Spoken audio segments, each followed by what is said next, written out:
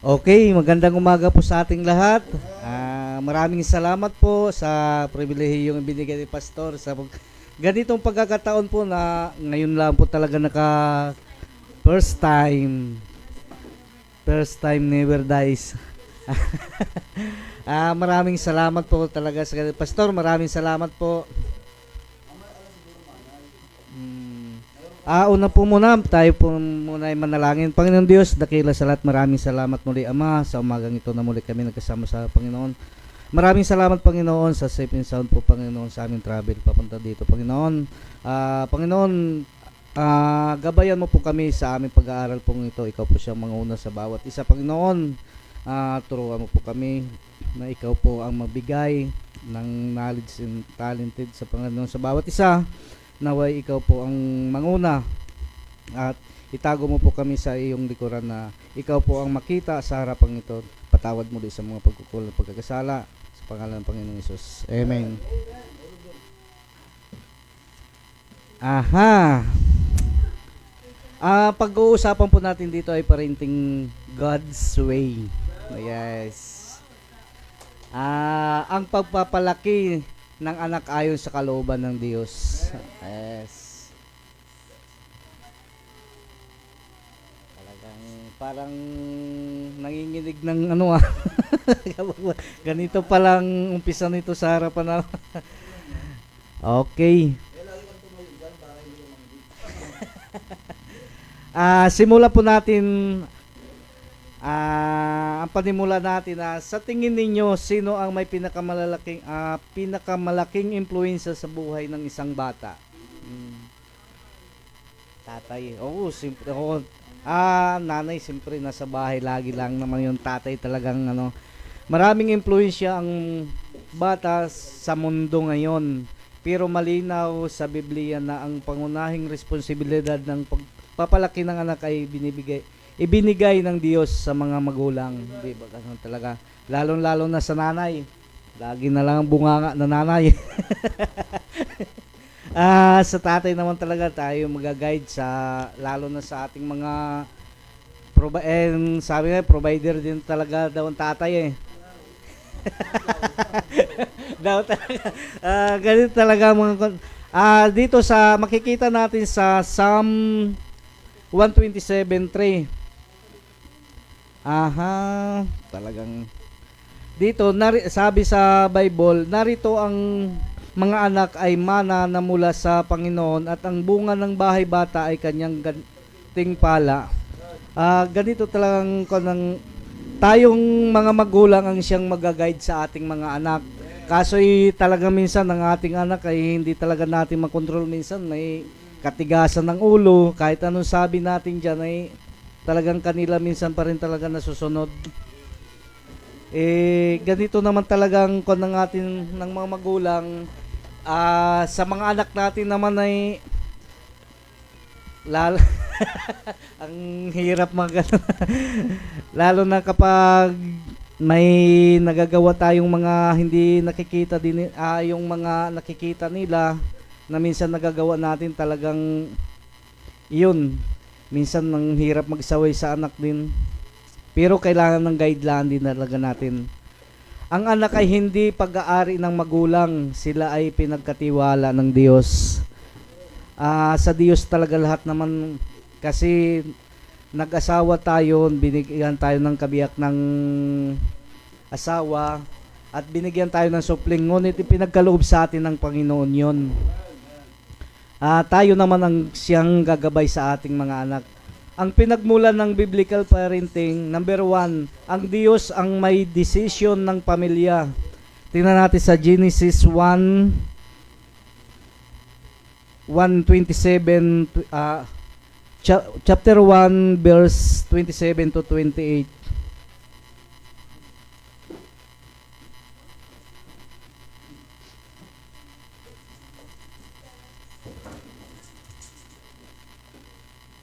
Ito ang sinasabi sa Bible. At nilalang ng Diyos ang tao ayon sa kanyang sariling larawan, ayon sa larawan ng Diyos siya nilalang. Nilalang niya sila na lalaki at babae.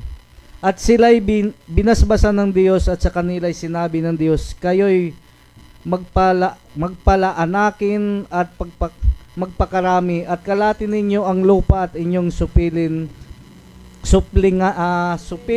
at magkaroon kayo ng kapangyarihan sa mga isda sa dagat at sa mga ibon sa impapawid at sa bawat hayop na gumagalaw sa ibabaw ng lupa. Ito naman po yung ating mga nung nilalang tayo ng Panginoon, hindi naman tayo pinabayanan, lahat tayo mayroong pinrovide niya lahat ng pangailangan natin. Lahat ng mga nilalang niya na naaayon sa atin na iyon ang anong tawag doon, yung ikabubuti ng ating physical na katawan na ikalalakas, ibinigay niya sa atin lahat ng pangangailangan. Ang teaching point naman dito ay ang parenting ay hindi lang instinct, ito ay obedience sa design ng Diyos. Kailangan din talaga tayo sumunod sa lahat ng pinag-uutos niya. Kung ang Diyos ang gumawa ng pamilya, siya rin ang may karapatan na magsabi kung paano ito patakbuhin. Dito naman po, ang Diyos ang siyang gumawa lahat ng pamilya, instinct na siya rin ang may karapatan na magsabi kung paano patakbuhin. Halimbawa po na sa buhay po natin, kailangan mag-obey lang tayo sa Panginoon, hindi na siya na ang bahalang magpatakbo sa buhay natin. Number 2 naman, ang parenting of spiritual responsibility sa Deuteronomy 6, chapter 6, verse 6-7. Ito naman po ang sabi ng Bible, at ang mga salitang ito na aking inuutos sa iyo sa araw na ito ay sa iyong puso. At iyong ituturo ng buong sikap sa iyong mga anak at ang iyong sasalitain tungkol sa kanila pagka ikaw ay nakaupo sa iyong bahay at pagka ikaw ay lumakad sa daan at pagka ikaw ay nahihiga at pagka ikaw ay bumabangon. Dito naman po sinasabi sa verse na ito ay yung kung paano tayo tuturuan ng Panginoon sa pagsisikap na sa responsibilidad natin sa mga anak. Dito natin makikita kung paano natin magagabayan sa bahay natin, kung paano natin tawag dito yung pagplanuhan, kung paano anuin natin yung ating mga anak hubugin. At hindi sa observation naman po naman dito, hindi sinabi ng Diyos na ipasa sa paaralan. Hindi naman kailangan talaga ipasa sa paaralan ng obligasyon natin sa mga anak. Yung pagtuturo nandoon kasi kailangan nila sa kanilang, lalo na sa pagka natapos sa makagraduate ng ating mga anak. Pero ang ating mga pa rin sa ating mga magulang, hindi rin ipapaubaya sa simbahan lamang, kundi ang magulang mismo ang magtuturo. Sa simbahan naman po talaga dito sila mahuhubog sa mga salita ng Panginoon. Ngunit kailangan pa rin natin ng gabay. Ang pagiging magulang hindi lang pagpapakain at pagpapaaral. Ito ay paghuhubog ng puso patungo sa Diyos. Dito, ang magulang din talaga ang kailangan na may responsibilidad sa mga anak, hindi lang sa ating pagpapaaral. Ito ay naghuhubog din sa patungo sa Panginoon para makilala talaga ang Diyos sa kanilang buhay. Ang layunin ng God's way parenting, number 1, hindi lang mabuting anak. Dito, kailangan talaga natin ay maturuan din natin mga anak, kundi makadiyos na anak. Kailangan hanggat maliit pa talaga ang anak natin, kailangan magkakilala na talaga sa Panginoon. At least, hanggang sa paglaki nila, hahanap-hanapin pa rin nila ang mga salita ng Panginoon. Sa Kawikaan 22, verse 6.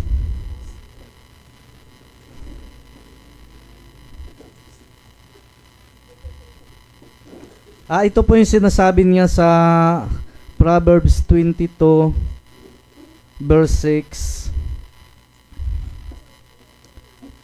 Turuan mo ang bata sa daan na dapat niyang lakaran at pagka tumanda man siya ay hindi niya hiwalayan. Ito nga po sinasabi na kailangan talaga habang maliit pa lang, akayin na natin ang ating mga anak patungo sa Panginoon. Ay ang nangyari nga dati na ako ang naakay ng mga anak ko Opo, talaga mula umpisa po na si Kim, lalo na kay Kim na talagang gustong-gusto na ano, kami parang wala lang, parang ano lang kami pagka nandiyan sa labas sila, may kukwento lang kami kaunti kapag kami pumupunta sila Pastor James talaga sa bahay, kami ni Dunay talagang sama na tayo, boy. Wala kaming ginawa. Minsan si Pastor nasa taas nag-aaral sa amin ng ano sila, yung nasa taas mga anak ko. Dadayo yung pinsan ko pa, galing Makati na gwardiya. Sus, nag-inom pa rin kami. Nandun sa baba, si Pastor sa taas.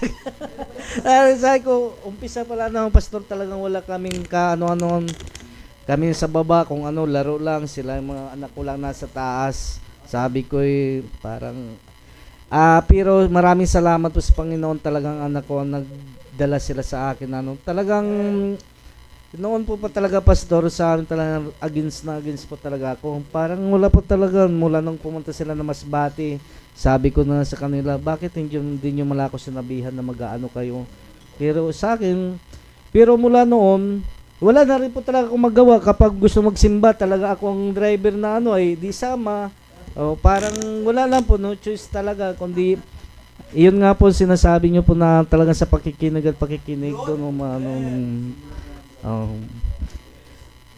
kaya nagpapasalamat din ako sa mga anak ko kahit matigas ang ulo, okay lang yon. Matigas ng tatay, kayang palambutin ng tatay din. Dito naman maraming salamat talaga, Pastor, kahit papaano ang sabi dito, hindi lang pagiging obedience, hindi lang pagiging masunurin ng mga anak, hindi lang pagiging successful, kundi sa paglakad sa daan ng Panginoon. Hindi lang dito ang pagiging masunurin ng anak at saka yung pagiging matagumpay ng isang anak. Halimbawa, nakatapos sila sa kanilang pag-aaral, kailangan naroon pa rin sa Panginoon ng kanilang, yung priority nila at number one sa Panginoon pa rin ng kanilang lalakaran. Ang tunay na kasukatan ng pagtatagumpay sa parenting ay hindi kung gaano katalino ang anak, kundi kung gaano siya makalapit sa Diyos. Opo, kahit gaano talaga katalino ang anak, kung wala naman talaga sa Panginoon, bali wala lahat naman ang Panginoon naman nagbibigay ng knowledge sa kanila sa bawat isa. Ang layunin ng karakter hindi lang nagkokontrol. Episo 6:4. Tingnan po natin.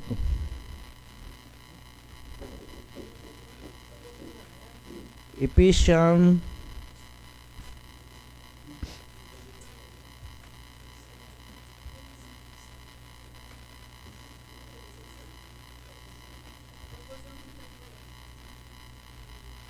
Ephesians 4:6. Sabi naman po dito, isang Diyos at Ama ng lahat, na siyang suma sa ibabaw sa lahat at sumasa lahat at nasa lahat.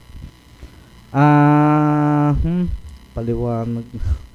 Ang Diyos lahat naman talaga mula umpisa hanggang sa lahat ng bagay naman talaga dito sa mundo, wala naman tayong pag-aari kundi sa Panginoon lahat. Ang sobrang higpit na walang pag-ibig, ito ang mas matindi din talaga po sa mga bata kapag halimbawa yung hinihigpitan din natin lagi sila, yung sa mga simpleng bagay lang po na magpapaalam sa iyo bago hindi mo pinayagan. Dito nagkakaroon ng rebellion ng mga anak na sa simpleng bagay lamang hindi nyo malaman kung payagan. Diyan lang sa labas hindi mo papayagan. Hindi, siyempre minsan ay bigyan natin din ng kaluwagan ng ating mga anak kung hindi naman ito mapapasama sa kanilang pupuntahan.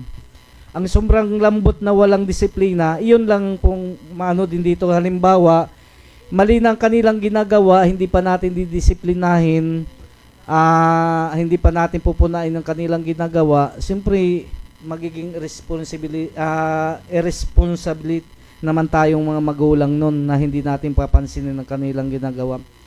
Ang balance truth naman, ang katotohanan nito, ang biblical parenting ay kombinasyon ng pag-ibig at disiplina. Yeah. Mga pangunahing prinsipyo ng parenting God's way. Number 1, parenting truth. Example, sa Kawikaan 20, chapter 20, verse 7.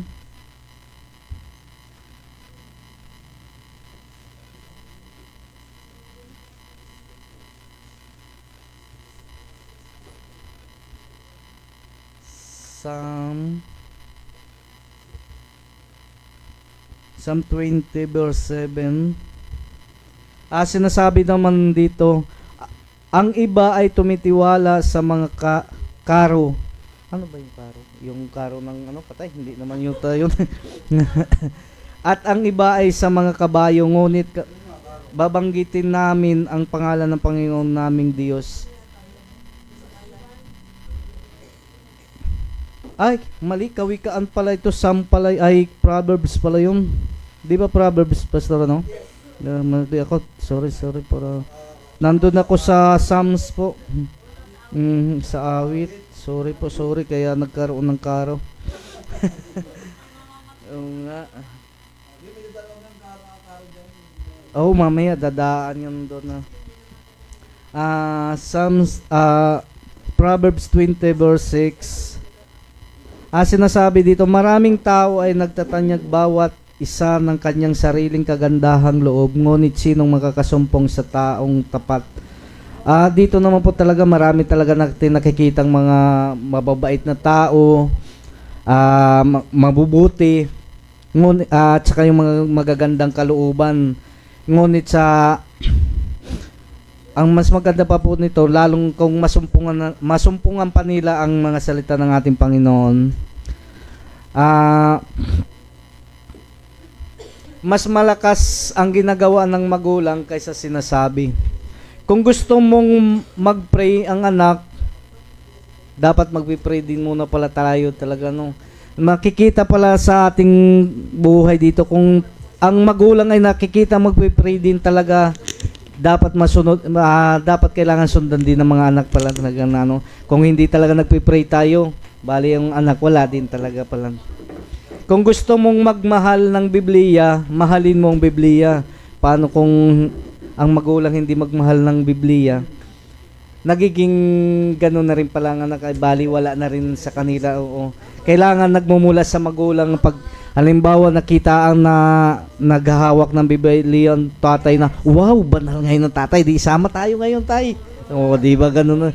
Pero kapag ang anak ka may hawak ng Biblia, hayaan, sige tatay, sige, tuloy mo lang yan. Ganun. Kailangan sa magulang pala talaga nag-uumpisa ang lahat ng ito. Number 2 natin, parenting with loving disciple. Tingnan po natin sa Hebreo 12:6. Talagang nakakakaba pala dito kapag nasa unan. Kaya pala Brad, di kay sa bahay, sanay ka naman na hindi ka nakakabahan. Sanay ka na makipagdigma. 12:6. Sinasabi naman dito, sapagkat pinarurusahan ng Panginoon ng kanyang iniibig at hinahampas ang bawat tinatanggap na anak. Dito naman po natin na malalaman dito kung ang mahal ng ang pagmamahal ng Diyos sa atin, talagang bibigyan tayo ng mga pagsubok. Pero yung pagsubok na yun, kailangan kayanin talaga natin yun. Minsan ay may pagsubok talagang masakit. Halimbawa na lang, kapag ang pagsubok ng Panginoon talagang mawalan tayo ng mahal sa buhay, iyon talagang pinakamasakit doon eh. Minsan ang hirap tanggapin, minsan lalayo ka ng ganung pangyayari na kung bakit tayo sa Panginoon na binibigyan pa tayo ng pagsubok ng ganon. Iyon naman ay lahat na sabi nga ng Panginoon, tanggapin lang natin kung anong nararapat. At tignan rin po natin sa Proverbs 13:24 ang sinasabi sa Bible para malaman din po natin kung anong sinasabi niyo. 13:24. Sinasabi naman po dito, siyang uurong ng kanyang pamalo ay napupuot sa kanyang anak, ngunit siyang umiibig ay nagpaparusang na minsan-minsan. Dito naman kung talagang mahal natin ang anak natin, disiplinahin natin kahit masakit man sa ating mga magulang na pumalo sa ating mga magulang, kung iyon talagang nararapat at tama, gagawin talaga natin para sa Panginoon. And then, ang disiplina ay hindi galit, ito ay pagmamahal na magtutuwid. Sa mga anak naman namin na huwag kayong sasama ng loob kasi yun ay bilang isang magulang, magiging magulang din kayo, malalaman ninyo kung papaano ninyo malalaman kung anong ginagawa ng magulang nyo ngayon sa inyo. Para yun ay para sa inyo, hindi para sa amin. Kasi kayo, ang ibig sabihin nun ay parang dinidisiplina namin kayo para malaman ninyo pagdating sa once na kayo magkaroon ng pamilya, alam nyo nang ituturo nyo sa mga anak ninyo. Amen. Kami naman hindi naman talaga mahigpit sa inyo eh. Kahit pamalo nga, hindi kayo na hanggang salita lang kami, pero ang disiplina hindi para saktan ang bata kundi iligtas sa kanyang direksyon. Di ba? Dito naman kailangan ng bata naman ay kailangan naman natin minsan ay number 3 tayo, parenting that points of Christ. Joshua 24:15.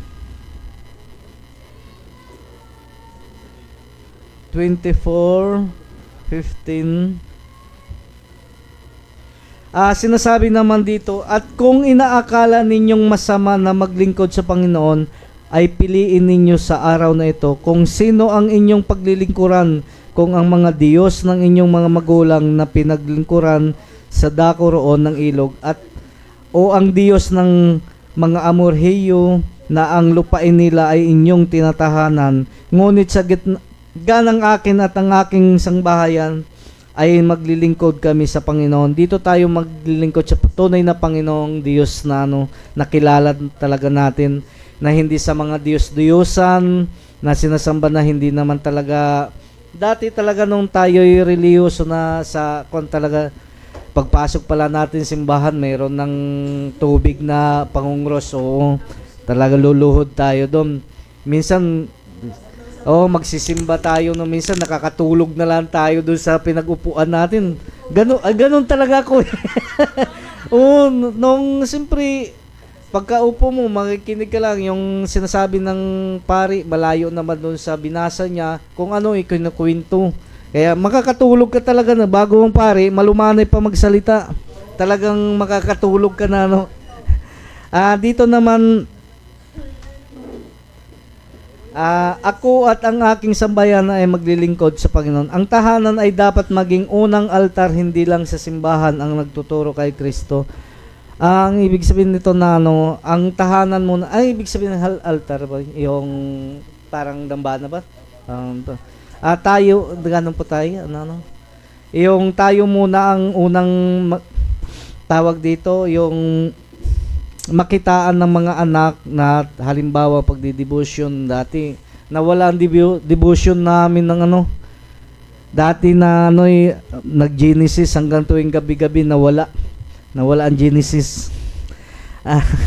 Ang mga practical na applications ng magulang ay magkaroon ng family devotion, kahit simple lang, kasi nawawala na tayo ng devotion, kaya ganun minsan ay na tayo sa mga gadget na talagang makamundo ang gadget talaga. Makipag-usap hindi lang, doon tayo na uunahan sa lahat ng nawala na nga devotion talaga mula nung may cellphone na hawak na talagang ang cellphone na talaga nanguna. Makipag-usap hindi lang mag-utos. Dito naman yung halimbawa naman, kaya naman abutin na bakit kailangan pang i-utos? Sa simpleng lang, i-utos pa sa iyo na ipanalangin ng anak araw-araw, yung panalangin natin, halimbawa napipray tayo sa gabi, siyempre kasama lahat natin mga mahal sa buhay natin. Ipakita ang grace, hindi lang roles. Ipakita rin natin ang ating biyaya at hindi lang yung mga kautusan, yung mga kondisyon natin. Uy, Manay, ikaw na, sunod. Para ako na nagtapos na Oo nga. Oo. Kasama nga, ituro ang accountability of forgiveness. At dito, magtatapos na tayo. Talagang, sa pagtatapos natin, tingnan natin sa sa Kawikaan Proverbs 29:17.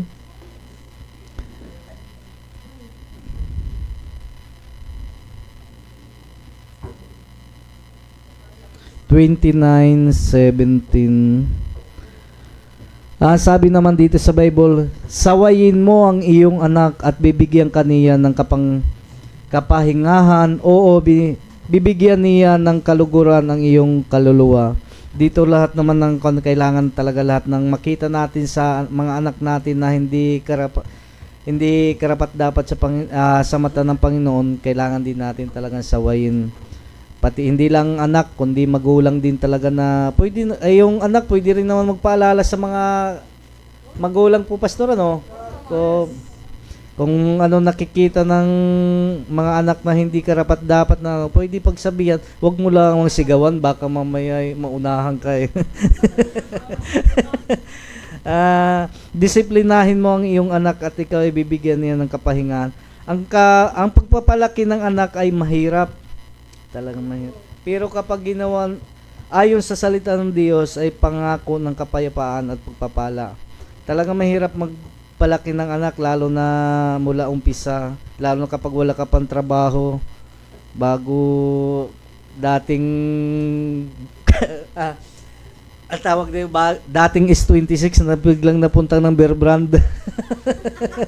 Si ate dati sa napunta ng Bear Brand eh. Ay, ganyan talaga. Ay, di ba lumaki naman si ate ng ganyan na Kaya, opo. Kaya sari-sari ang umano sa Aha. Opo, medyo na po yan si ate kapag Pero okay naman si ate na malambing pa nga siya kaysa kay mama niya eh. Well, kaso, yun lang, magagawa muna kami ng bago mabigyan ng baon. Ang challenge naman po natin sa ating mga klase, bilang magulang o magiging magulang pa lamang, anong isang pagbabago na maaari mong simulan ngayong linggo upang ipalaki ang iyong anak ayon sa kalooban ng Diyos. Tayong mga magulang o yung magiging magulang pa lamang talaga na naghahanda pa lang sa kanilang kinabukasan. Dito sa amin naman na naging magulang na, ang kailangan lang talaga natin sa ating mga anak, gabayan, kung anong kaya natin gawin sa ating mga anak, yung lalo-lalo na yung responsibilidad natin sa mga anak sa pagpapaaral, pagpapalaki, kung anong mga pangangailangan nila. Hanggat kaya nating gawin, kaya na natin mga magulang, hindi na yung dati minsan sa ating mga magulang iniisip natin paano naman ako. Pero ngayon na tayo magulang, iisipin na lang natin yung ating mga anak. Dahil iyan ang magiging sabi nga nila, ang mga anak ang magiging kaligayahan ng magulang eh. Iyon sa naman magiging magulang pa lamang, kung ano man ang nais ninyo sa buhay ninyo, kung anong magandang plano, kung anong kalooban ng Panginoon, iyon ang dapat na masunod. Kung ang sabi nga dito, kung masusunod lang ang ating sarili, kayang-kaya. Pero ngayon nasa Panginoon tayo, ang Panginoon na siyang magdedesisyon sa buhay natin kung ano man ang kanyang kalooban sa atin sa bawat isa. Maraming salamat po. Tayo po panalangin. Panginoon Diyos, dakila sa lahat, maraming salamat muli, Panginoon, sa umagang ito, sa iyong mga salita, Panginoon. Naway, ikaw po siya maggabay sa amin, sa bawat isa, sa mga anak. Naway, ikaw po siyang Panginoon, ang kumilos sa kanilang mga buhay, sa mga magulang at magiging magulang pa lang, Panginoon. Naway, ikaw po siyang kumilos sa mga buhay po namin. Tawad muli sa mga pagkukulang, pagkasala, sa pangalan Panginoon Jesus. Amen. Wow. Salamat po, Panginoon, sa Panginoon at sa pastor natin nagbigay ng pribilehiyo na. Maraming salamat, pastor.